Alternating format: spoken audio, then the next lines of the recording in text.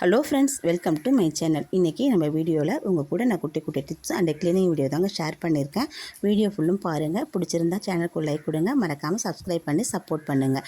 எனக்கு சப்போர்ட் பண்ணுற சப்ஸ்கிரைபர் அனைவருக்கும் நன்றி. வாங்க வீடியோக்குள்ளே போகலாம். ஃபஸ்ட்டு இப்போ என்னென்னு பார்த்தீங்கன்னா, நம்ம வீட்டில் மளிகை பொருள் வாங்கி நம்ம பல்காக ஸ்டோர் பண்ணுவோம். சீனி, பருப்பு, உளுந்து இந்த மாதிரி பொருளை அதில் கரண்டியோ ஸ்பூனோ போடும்போது போடுறதுக்கு சிரமமாக இருக்கும். உள்ளே போகாது, மூடவும் முடியாது.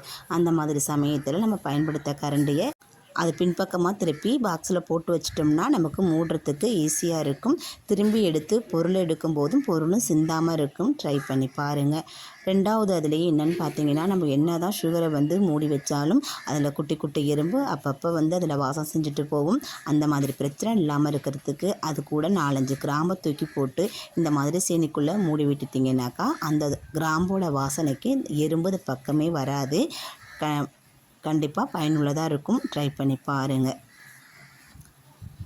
நெக்ஸ்ட் இப்போ என்னென்னு பார்த்தீங்கன்னா, நம்ம வீட்டில் லைட்ரு யூஸ் பண்ணுவோம். அடுப்பு பற்ற வைக்கும்போது அதில் எண்ணெய் கரை படிஞ்சிருக்கும், பிசுபிசுப்பு தன்மை இருக்கும்.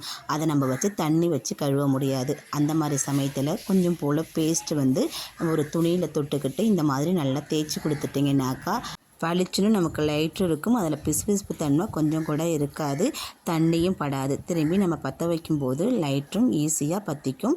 கொஞ்சம் போல் பேஸ்ட் இருந்தாலே போதும், நம்ம ஈஸியாக இதை க்ளீன் பண்ணி எடுத்துடலாம். ட்ரை பண்ணி பாருங்கள். நெக்ஸ்ட் இப்போ என்னென்னு பார்க்கலாம் வாங்க. சமையல் செஞ்சதுக்கப்புறம் என்னோடய அடுப்பு இப்படி தான் இருக்குது. நம்ம நான்வெஜ்ஜெல்லாம் சமைப்போம். சமைச்சதுக்கப்புறம் இந்த மாதிரி எண்ணெய் செஞ்சிடும், இல்லை பால், டீ இதெல்லாம் பொங்கி ஊற்றிடும். அதை நம்ம வேறு ஏதாவது லிக்விட் வச்சு நம்ம அதை சுத்தம் பண்ணுவோம். அந்த மாதிரி இல்லாமல் இந்த ஒரு பொருள் போதும், நம்ம ஈஸியாக சுத்தம் பண்ணிடலாம். நான் அதுக்கு கொஞ்சம் போல் பேஸ்ட்டு தாங்க எடுத்திருக்கேன். பேஸ்ட்டில் கொஞ்சம் போல் தண்ணி ஊற்றிட்டு சும்மா லைட்டாக அதை கரைச்சி விட்டுக்கலாம். நான் இன்றைக்கி கோல்கேட் பேஸ்ட்டு தான் எடுத்திருக்கேன். இந்த பேஸ்ட்டுன்னு கிடையாது, எந்த பேஸ்ட்னாலும் நம்ம பல் விளக்கிறத எடுத்துக்கலாம். லைட்டாக இது நம்ம கரைச்சி கொடுத்துக்கலாம். தண்ணியாக சேர்க்குறோம்னா நம்ம அடுப்பில் தெளிக்கிறதுக்கு ஈஸியாக இருக்கும். இல்லைன்னா நீங்கள் தண்ணி தெளிச்சிட்டு வெறும் பேஸ்ட்டை கூட மேலே அப்ளை பண்ணி நம்ம இதை க்ளீன் பண்ணி எடுத்துக்கலாம். இப்போ நான் தண்ணி எல்லாத்தையும் அதில் ஊற்றிட்டேன். இதை 4 பக்கமும் நம்ம தேய்ச்சி விட்டுறலாம். நம்ம அழுத்தம் கொடுத்து தேய்க்கணும் தேவை கிடையாது. கொஞ்சமாக தேய்ச்சி விட்டுட்டு நம்ம ஒரு 10 நிமிஷம் அப்படியே ஊற விட்டுறலாங்க. ஊற விட்டு தேய்ச்சி எடுத்திங்கன்னா பளிச்சுன்னு இருக்கும். இதை ஒரு 4 பக்கமும் நான் அப்படியே தேய்ச்சிக்கிறேன். வெறும் பேஸ்ட்டு மட்டுமே போதும், வேறு எந்த லிக்விடுமே நமக்கு தேவை கிடையாது. இதை அடுப்பு ஃபுல்லுமே நான் தேய்ச்சி விட்டுட்டு ஒரு 10 நிமிஷம் கழித்து இதை நம்ம தொடச்சி எடுக்கிறேன்.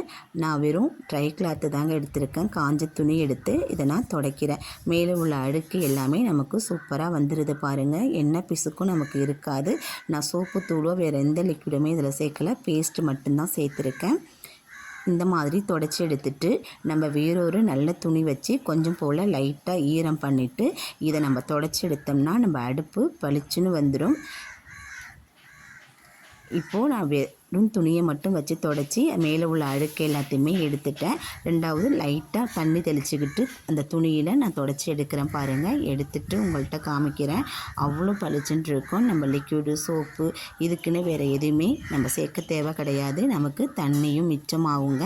இங்கே பாருங்கள் அடுப்பு எவ்வளோ க்ளீனாக வந்துருச்சுன்னுட்டு. டெய்லி நம்ம சமைச்சிட்டு நமக்கு டீப் க்ளீன் பண்ணுறதுக்கு நேரம் இருக்காது. அந்த மாதிரி சமயத்தில் இந்த டிப்பை நீங்கள் ஃபாலோ பண்ணி பாருங்கள். உங்களுக்கு ரொம்ப பயனுள்ளதாக இருக்கும். வாரத்துக்கு ஒரு முறை நம்ம நல்லா தண்ணி ஊற்றி நம்ம அடுப்பை க்ளீன் பண்ணி எடுத்துக்கலாம். ட்ரை பண்ணி பாருங்கள். எவ்வளோ பளிச்சுன்னு இருக்குன்னு பாருங்கள். நெக்ஸ்ட் இப்போ என்னென்னு பார்க்கலாம் வாங்க. நெக்ஸ்ட் டிப் பார்க்குறதுக்கு நான் ஃபஸ்ட்டு கோலமாவு தாங்க எடுத்திருக்கேன். இது எதுக்கு பயன்படுத்த போகிறேன்னு பார்த்தீங்கன்னாக்கா, ஆயில் கேன் கழுவுறதுக்கு. இந்த மாதிரி ஒரு மோசமான அழுக்கான ஒரு ஆயில் கேனை நீங்கள் பார்த்துருக்கவே மாட்டீங்க. இதை வீட்டில் யூஸ் பண்ணாதாங்க. இதை கடையில் எடுத்துகிட்டு போய் வச்சுருந்தோம், இந்த மாதிரி ஆயிடுச்சு. இதுலேயும் நான் வெறும் கோலமாவு மட்டும்தான் சேர்க்குறேன். வேறு எந்த பவுடரோ லிக்விடோ எதுவுமே சேர்க்கலை. இதை மட்டும் வச்சு தேய்க்கும் போது பாருங்கள் அதில் உள்ள எண்ணெய் பிசுக்கெல்லாம் எவ்வளோ பளிச்சுன்னு நமக்கு விட்டு வருதுன்னுட்டு. இதை மட்டுமே தேய்ச்சாலே போதும். இதை 4 பக்கமும் நான் தேய்ச்சி எடுத்து காமிக்கிறேன் பாருங்கள்.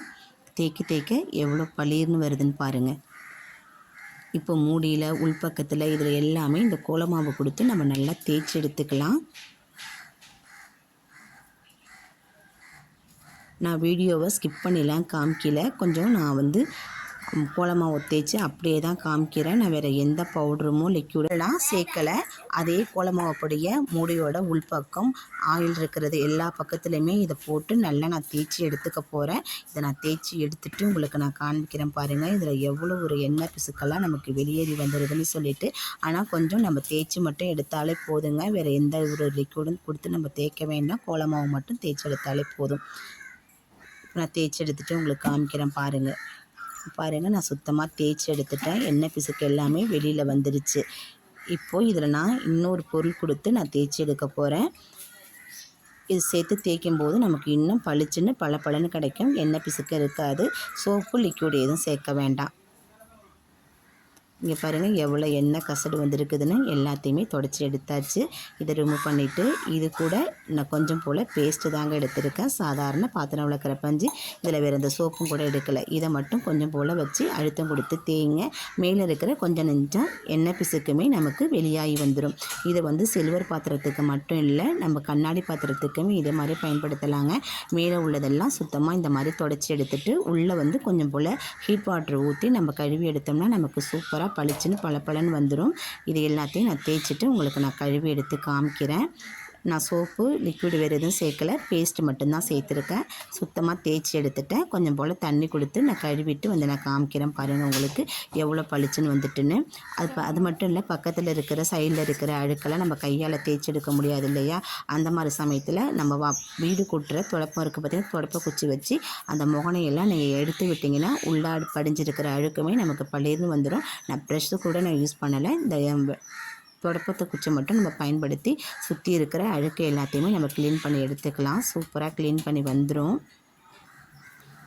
பாருங்கள் எவ்வளோ அழகாக உள்ளே இருக்கிற அழுக்கு எல்லாமே வருதுன்னு. நீங்களும் இந்த மாதிரியே ட்ரை பண்ணி பாருங்கள். நமக்கு பளிச்சுன்னு இருக்கும். கொஞ்சம் கூட பிசுபிசுப்பு தன்மை இருக்கவே இருக்காது. இதை நான் வேறு நல்ல தண்ணி ஊற்றி நான் உங்களுக்கு கழுவி எடுத்துகிட்டு காமிக்கிறேன் பாருங்கள்.